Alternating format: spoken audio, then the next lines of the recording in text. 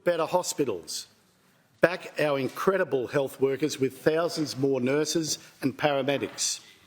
Build new schools and expand free TAFE. Train thousands of workers so the SEC can provide cheaper, cleaner energy. Reform taxes, including changes to stamp duty. Help Victorians beat the rising cost of living. And responsibly address our COVID debt within 10 years by 2033. Speaker, the COVID pandemic sent shockwaves through economies, big and small, right around the globe. When it hit Victoria, we acted quickly. On the advice of the Reserve Bank of Australia, we borrowed billions of dollars to prevent economic scarring that would have left a generation out of work. We used the state budget to protect household budgets and businesses. We borrowed $31.5 billion to pay for the tools to confront the emergency, such as hospital equipment, testing centres and business support. Before COVID, we had the sort of debt that you take on to build, to invest, to grow an economy for the future. But with the pandemic emergency, we borrowed to keep Victorians safe. These two different reasons to borrow will be understood by any homeowner with both a mortgage and a credit card. We're not going to cut back the mortgage that's funding our big build, but we are going to pay off our COVID credit card. We're not the only government in this position, but we are the only government with a plan to manage it with our COVID debt repayment plan. This will ensure we manage our finances responsibly so we can keep investing in the health, education, cost of living relief, transport and infrastructure that matters to Victorians. Our plan is temporary, targeted and above all responsible. It will raise an equivalent amount of funds, including interest, to address $31.5 billion of COVID debt over the next 10 years. It includes three elements. Firstly, the government will do its bit restoring the public service back towards pre-pandemic levels while not affecting frontline workers. We'll make savings across government totalling $2.1 billion over 4 years, with reduced corporate and back office functions and less spending on consultants and labour hire. Secondly, we know some did better out of the pandemic than others, and it's only fair that those that did well contribute to the repayment effort. We'll introduce a temporary and targeted COVID debt levy with two components. It will end in 10 years, in 2033. We'll ask large businesses with national payrolls above $10 million a year, around 5% of Victorian businesses, to pay additional payroll tax. We'll also lower the land tax threshold and add a modest fixed charge, with larger land holdings also paying an extra 0.1% of land value. That is 0.1%. Family homes are not affected. Business profits are up 24% over the past 3 years compared with the previous three. Land values have increased 84% in the past 10 years. We've structured the repayment plan in a way that's reasonable and proportionate to those with an ability to pay. All up, the COVID debt levy will raise $8.6 billion in COVID debt offsets over 4 years. It will end in 2033. Thirdly, we will use the Growing Victoria Future Fund to help manage the COVID debt over the next 10 years.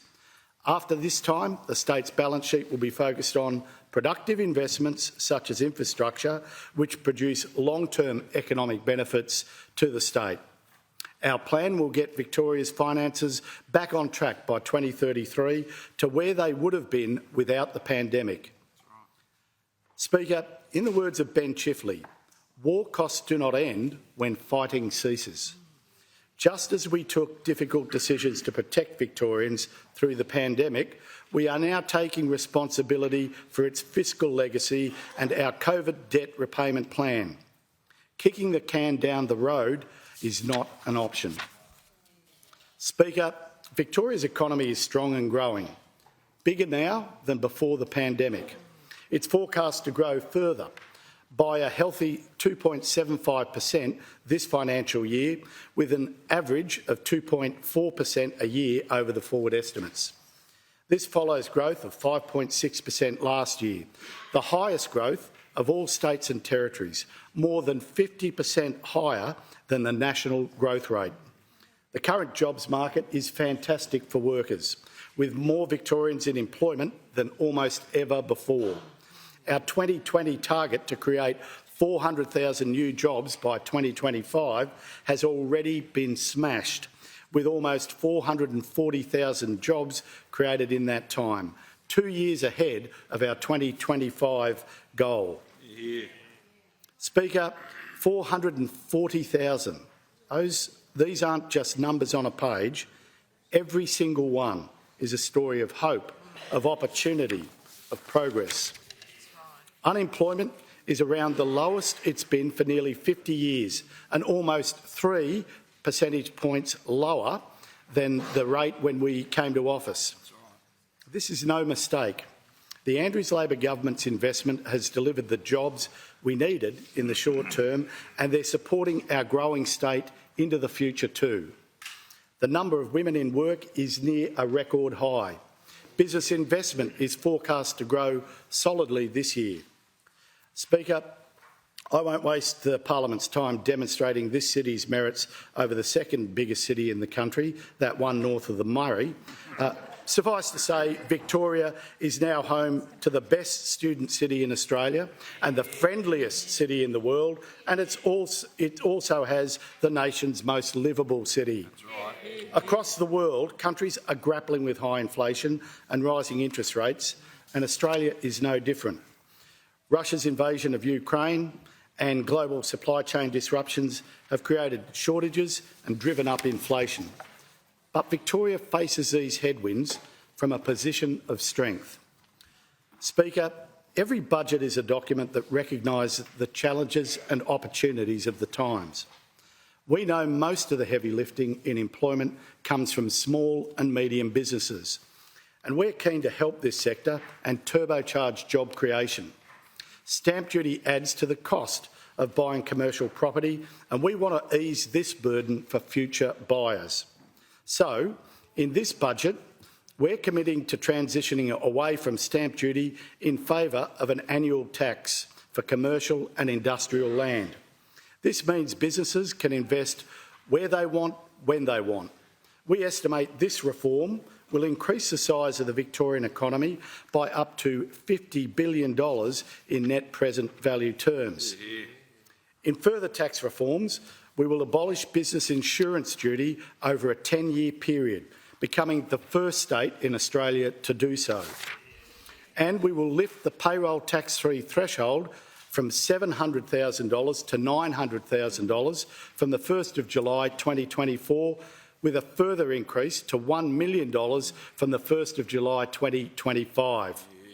This will save money for more than 26,000 small businesses, including 6,000 businesses that will stop paying payroll tax altogether, saving a small business with a $1 million payroll $14,550 per year. These changes will save small businesses with payroll of less than $3.4 million in 2024-25 and $3.6 million from 25-26, $580 million in just the first 3 years. Our economic growth package also progressively abolishes business insurance duty from 2024-25, saving businesses more than $275 million in the first 3 years alone. Victoria will be the first state to remove this handbrake on business resilience, investment and growth. Speaker, when comparing revenue between states, it's important to consider revenue from 3 key sources: royalties such as mining, Commonwealth grants and state taxation. Victoria raises very little mining revenue, and our Commonwealth grants income has been consistently below our population share. Nevertheless, I'm proud to say that according to the Australian Bureau of Statistics data for 2021-22, total revenue per capita was lower in Victoria than any other state. After adjusting for measures in this budget, Victoria will still be lower than New South Wales and all other states bar one.